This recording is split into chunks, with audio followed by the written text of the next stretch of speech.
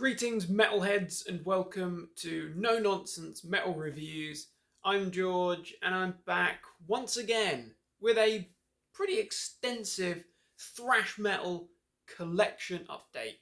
Recently been quite hooked on my thrash. I've been a thrash fan for many moons. I love a good, simple thrashing riff, and over the last maybe 5-6 months or so, I've been really enjoying revisiting some of my favourite thrash bands, everyone from Metallica and Testament through Sodom and Destruction, and everyone in between. And there's some fantastic up and coming younger bands. There's some bands that are maybe 10, 20 years into their career now, and they're making strides, making some real good headway in the scene. But I've been filling in some gaps primarily, trying to focus my efforts, concentrate my efforts on filling in the gaps that I have in the discographies of my favourite bands, or bands that I am more familiar with, bands that I have maybe more albums of, trying to complete that discography, concentrate my efforts on that rather than just picking bits and pieces from the vast, ever-expanding world of metal. So, this collection update, all thrash, as I say, and all really solid albums. I'm loving all of these releases. So we'll kick off with the album that's on the top of the pile here for me. This is Ironbound from 2010. This is album number whatever, I can't quite remember off the top of my head. From New Jersey, USA, thrashers Overkill.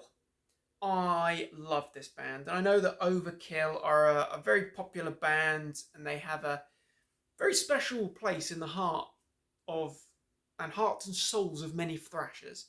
Absolutely. They are a very unique band. I feel that they are one of the most active and prominent bands in thrash or heavy metal these days. And over the last maybe 2 or 3 albums, I've certainly noticed a greater tendency in Overkill's music, greater leaning towards more traditional heavy metal or speed metal than just all-out neck-breaking thrash. That said, with Ironbound from 2010, this is pretty unquestionable in its thrash pristine excellence. I freaking love this album. For some unknown reason, it passed me by. I actually assumed, for some unknown weird reason, that I had a copy of it.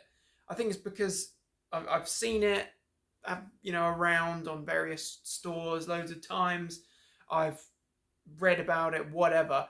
I just thought I had a copy. Turns out I didn't. I got into Overkill with the album after that from 2013, I believe, The Electric Age, which is an absolute ripper. I love that album. I think it's fantastic. But for some reason, Ironbound I totally overlooked. And I'm really glad that I've picked this up, because this is 10 tracks, just under an hour long in duration, I believe, of pretty ball-busting thrash. Absolutely cracking stuff. Kicks off with an absolute machine of a track, The Green and the Black, with Bobby Blitz Ellsworth with his amazing vocals. That guy is one of the best vocalists in thrash. Exceptional vocals.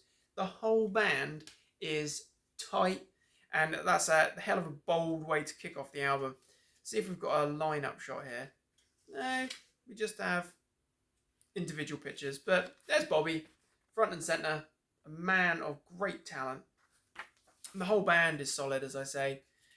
So Bobby Ellsworth on vocals, we've got Dee Dee Verney on bass, we've got Dave Linsk on lead and rhythm guitars, a fantastic player, absolutely brilliant.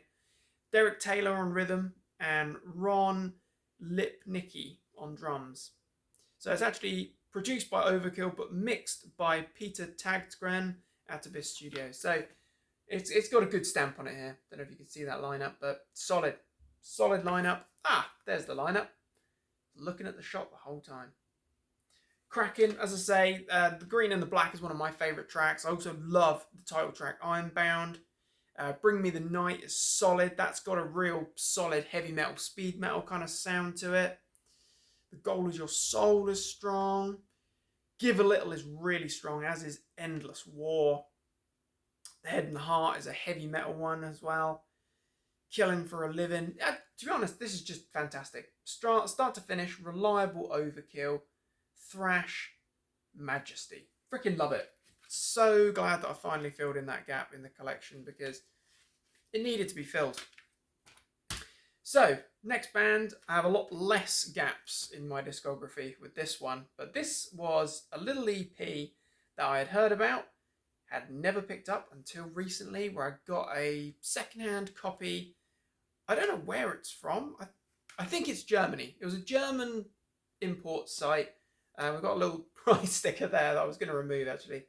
DM $22.95. I don't know. I don't know. You tell me. Not sure. But this is Testament. Bay Area thrash legends. I freaking love Testament. Absolutely adore Testament. I love the old stuff. You know, the classic albums, The Legacy, New Order, Practice What You Preach, Souls of Black. I love The Ritual's a little bit of a difficult one. I've kind of grown to love that over the years. Right the way through, you know, we've got that kind of interesting death metal period where Testament were basically a death metal band with thrash elements more than a thrash band with death elements, with The Gathering and Demonic. You know, we had some fantastic tracks and albums in that period. Then there was the split. Then there was the return, and they are on fine form. Formation of Damnation. We've got Brotherhood of the Snake and Titans of Creation, which is one of my favourite thrash albums of recent years, of this side of 2000. And that's saying something. So the gap filler here for me was Return to the Apocalyptic City. As I say, I'd heard good things about it, just never thought to actually pick up a copy. But I found this copy, and I think it was about £4 or £5 secondhand, mint condition. So I'm not going to complain one little bit about that. But it's a really interesting EP. This is an Atlantic Recordings, Warner, blah, blah, blah. Released in 93. I think that must be about correct. But this is an interesting EP because its first 4 tracks is live tracks, including some absolute classics here, sounding brilliant. So we've got Over the Wall, absolute all-time thrash classic. The Haunting, absolute all-time thrash classic. And Disciples of the Watch. Magnificent. Absolutely bloody love it. We also get a very good live version of So Many Lies from The Ritual, which is absolutely thrashing your face off. I love it. It's groovy, it's more of a heavy metal track, but it's the crunch of those riffs. So maybe less thrash, more groove. It's just brilliant. I love it. And then we've got Reign of Terror, which I believe it was a track that had been circulating for a little while. I believe it might have been a B-side from somewhere around would have been the New Order kind of era. I probably should have actually just looked in the little booklet, to be honest. But yeah, songs 1 to 4. So those live tracks were live at the Los Angeles Palladium. So yep, cool stuff. There's not a year on that I can see. But yeah, a very interesting thing. So we've got those live tracks, and then we've got an alternate version of Return to Serenity, the kind of ballad track from Practice What You Preach, which I'm not an enormous fan of, but it sounds fine. I do think that Chuck has a good voice, and he sounded good when he was singing that anyway. So this is a nice thing to have. This has actually been a really enjoyable little gap fill, if you like, maybe with the exception of the Return to Serenity track, but a little gap fill when I haven't quite got enough time to listen to a full album, but I want to listen to something I can just put on and thrash to. So, enjoying this one. Return to the Apocalyptic City. I love Testament so much, as I say. So, up next, a bit more recent, a bit newer, but a band that I absolutely love as well. Greek thrash metal powerhouse. Suicidal Angels with album number 5. This is Divide and Conquer, year 2014. Athens, or just Greece in general, has produced a whole host of amazing bands over the years. One that I prominently talk about on this channel is, of course, the mighty Rotting Christ. But in terms of thrash, it doesn't get much better than Suicidal Angels. They are an exceptional band. You know, they're not reinventing the wheel. They're just thrashing, delivering the freaking goods. If you want something that you can thrash along to, easy to digest, but you've got enough kind of complexity and technicality that it's not just Neanderthal music, Suicidal Angels are a band for you. So Divide and Conquer, it has been the glaring omission in my discography. I've had all the other albums, including the wonderful new album Profane Prayer. Had the others for some time. Had a few gaps I filled in, I don't know, however many months ago, but this has been very difficult to get hold of. So this was actually courtesy of the Supreme Chaos Records web store. So it's come all the way from Germany, I believe. Again, but this is a really solid album. This is a really solid thrashing album. Kicks off with Marching Over Blood, which is ripping.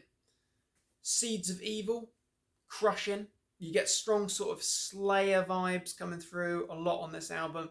And also, I'm going to say more modern Creator as well, and Destruction in there. So a bit of a Teutonic flair. Title track is killer. Control of the Twisted Mind, awesome. To be honest, all of it. In the Grave, Terror in My Scream, Kneel to the Gun is groovy and slamming. Lost Dignity. Then you get a slightly lengthier closing heavy metal number, White Wizard there. Awesome stuff. Freaking love it. If you're not familiar with Suicidal Angels and you love some good thrashing riffs in the vein of Slayer and Destruction, check them out. Check out this band. They are brilliant. Their earlier albums do tend to sort of like verge on that almost death thrash at times, but in more recent years with Profane Prayer and Years of Regression, freaking brilliant, streamlined, concentrated thrash. Love it. An excellent up-and-coming band who are making great waves in the thrash metal scene. So this band, I'm sure there's not going to be too many people that haven't heard of this name, Megadeth, and not too many people, metalheads, that are going to not have heard of this album. The second album, sophomore album, Peace Sells, But Who's Buying? So this originally was released in 86, I believe. This is the second album, as I say, following the underrated, in my opinion, but still very primitive and raw, Killing Is My Business. But I've had the, I think it's like 2004 remastered version of Peace Sells But Who's Buying for donkeys. To be perfectly honest, I've had it since I was about 12 or 13. I love that album. It was really one of the first thrash bands and albums that I totally got hooked on. Absolutely love it. But just happened to be looking for something else. I can't remember what it was. And I stumbled upon this. Very inexpensive, about £5, new sealed. This is the 25th anniversary remastered version of that album. And it also includes, so from 2011, and includes a live at the Fantasy Theatre Cleveland 87. So first of all, let's get this out of the way. The live album is okay. It's not amazing. It's from 87. It's pretty raw, and I'm not expecting it to sound pristine by any means. It's just an enjoyable thing to listen to. Maybe as a bit of a one-off here and there. Certainly one for the fans of Megadeth, not so much for those who are looking to get into the band, if that makes sense. So it's an interesting little trivia piece. You know, it's a collector's item. But the actual album proper, with its 2011 remaster here, that's something slightly different. I have to admit that this album, it sounds fantastic in this form. I really, really like it. I've never had an issue, I will say, with the 2004 remaster. I've read some things online where people have really slated it, can't get on with it, fine. Everyone's entitled to their opinion. I have never had an issue with it. But when I heard this is definitely the better version. It does sound sort of grander. It sounds more raw and thrashing. It's a different stance. I think the one thing that is sort of blindingly obvious is the fact that Gar Samuelson's drums on this particular remix are so much higher in the mix, so much more prominent and in your face. At times, almost a little bit too high up in the mix. And that kind of dwarfs some of Chris Poland's riffs, his rhythms, and, you know, let's face it, Dave Mustaine and his leads, they're not going to fall too far down the mix picking order. He's always going to be up there. He's the main man, he's the mastermind, but even at times the drumming interferes with that. The whole band, you know, this was an interesting lineup, short-lived lineup, but the whole band was so red hot. You know, Dave Mustaine was such a freaking phenomenal player. His guitars, what an absolute genius that guy was and is. Absolutely ripping. Chris Poland, yeah, his guitars are brilliant, definitely. Dave Ellefson on bass, and then, as I say, Gar on drums. So this is an interesting take. I just thought, for so little money, I'm going to pick it up and I'm going to give it a go. And I'm glad that I did, because it is a really interesting piece, and it's a different take on some songs that I know and love. An album that features some of my favourite thrash songs of all time. Kicking off the album with Wake Up Dead. That is one of my favourite thrash tracks. I freaking love that. It's that riff after that kind of weird building intro. It's that freaking riff. I just headbang along like a maniac. The Conjuring is brilliant. I love the title track, Peace Sells. Devil's Island is a classic. But Good Morning Black Friday and My Last Words, again, some favourite top echelon thrash in my opinion. Freaking love it. So the Rattlehead gang here sounded freaking good on this 25th anniversary remaster of Peace Sells But Who's Buying. Love it.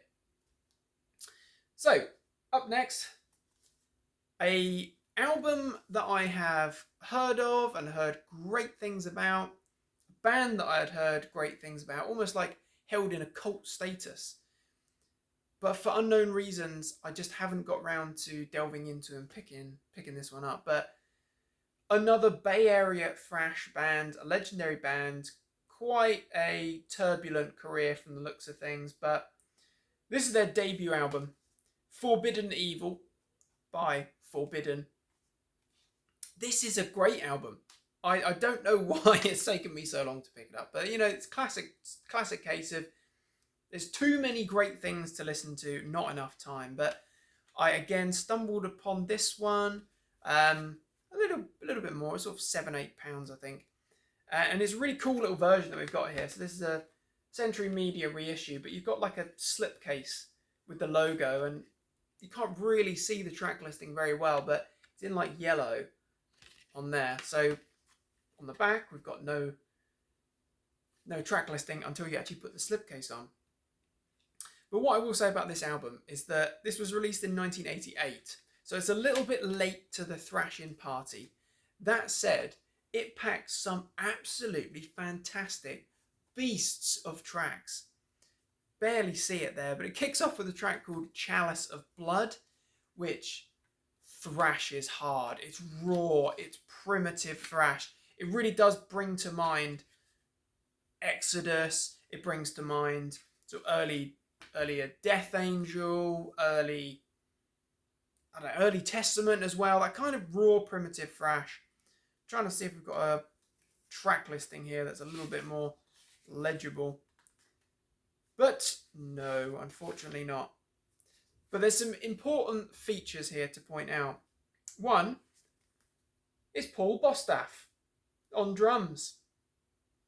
Absolutely phenomenal drummer. So much praise for that guy. Great drummer. Of course, his work with Testament and Slayer has been brilliant as well.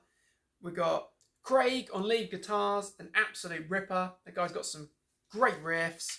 We got Glenn Alveleas on leads as well. We've got, fast forward a few pages, we've got Russ Anderson on vocals. Some cool little shots in the middle here.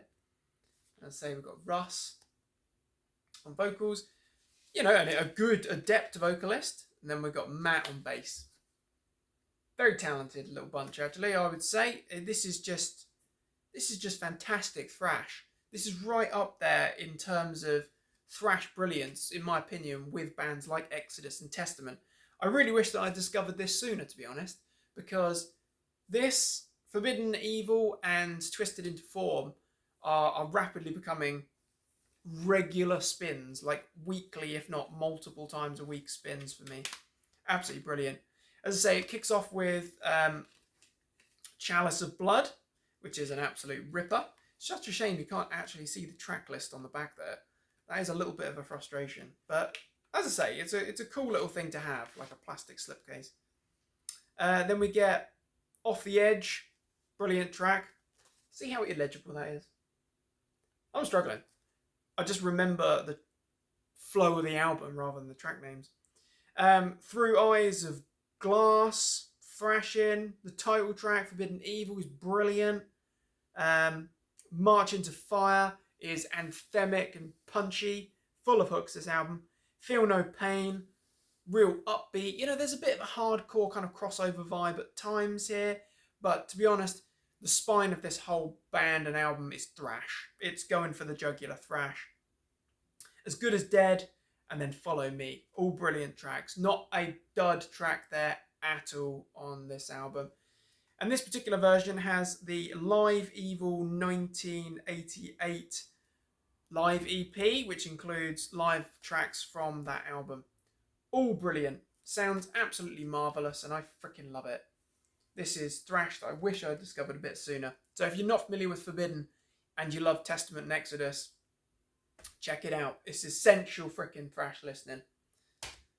So finally, the final article in today's little collection update is one that I'm sure most people will be shocked I've only just picked up a copy of.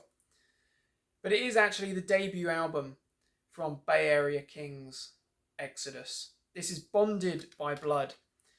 This particular version is a little bit of a weird one because it's not got the iconic album cover. This is a Torrid Combat reissue made in the USA. So I think it is a US import.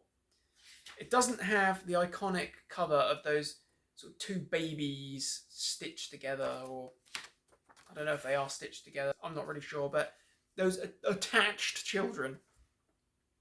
I don't know why. It must be like the censored version. But although I was familiar with a lot of the material here from the Another Lesson in Violence live album a few years later, it's a different experience when you actually listen to this beast of an album. Released in 1985, so this is right there. You know, a couple of years behind the more prominent Metallica albums, yes, but Exodus were right there at the beginning. They were right at the start of the Bay Area thrash explosion and the US thrash metal scene. They were making waves, and this album is freaking ripping. So lineup wise, we had obviously Rick Hunolt on guitars, the mastermind Gary Holt, absolute amazing guitarist. That guy's one of the best players in thrash. We had Paul Bailoff on vocals, Tom Hunting on drums, and Rob McKillop on bass. I don't know if you can see the lineup there. We have got a cool lineup shot on the back. Very interesting outfit adorned by Paul there. But this is start to finish neck-breaking thrash. Absolutely love it. I've been hooked on this since picking up a copy about a month ago. Bonded by Blood. Slam your head against the stage. Freaking, amazing. Title track, Exodus. Brilliant. And Then There Were None. Amazing. Absolutely freaking love it. A Lesson in Violence. Metal Command. Piranha. Deliver Us to Evil. Strike of the Beast. What can I say? What can I say? This is a masterpiece. This version has a couple of live tracks with Steve Souza on vocals from a little bit later on. I think they might have been from the Astoria, which they've recently done the live album of. That kind of retrospective re-release. But this album is just full of classics. This is Exodus, freaking hungry, thrashing. This is right up there. I mean, 85, Metallica, yep, they're doing it. They're absolutely delivering the thrashing goods. This is right up there with your Metallica, your Slayer. Yeah, it's not quite as notorious and mainstream and accessible as Metallica, but it's certainly as heavy as anything that was coming out from that scene at that time. Absolutely amazing. I am addicted to Bonded by Blood. I just don't know why I hadn't picked up a copy sooner. I think I was slightly off-put by that album cover. I think that's part of the issue. And I don't know, classic case of there's just so much to listen to, so little time. But there we have it. A brief thrash metal collection update with Ironbound from Overkill, released in 2010, a solid and reliable, well-produced, magnificent heavy thrashing album. Testament, with the Return to the Apocalyptic City EP, released shortly after the Ritual album in 93, I believe it was released. Yeah, 93. An enjoyable little gap filler there. Greek Thrashers, Suicidal Angels, with Divide and Conquer, album number 5 from 2014, absolute masterpiece.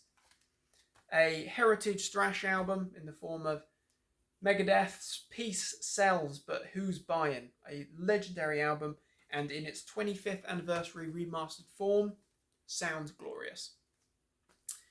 Then we have Forbidden, California thrashers, Bay Area underrated underdogs.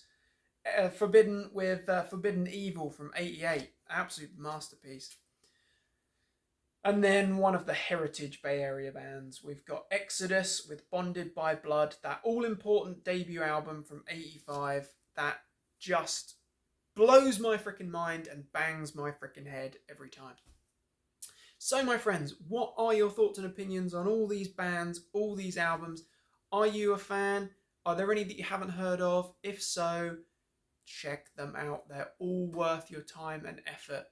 Do some research, because I'm certainly going to be delving further into certainly Exodus, because weirdly enough, I've heard bits and pieces over the years of Exodus.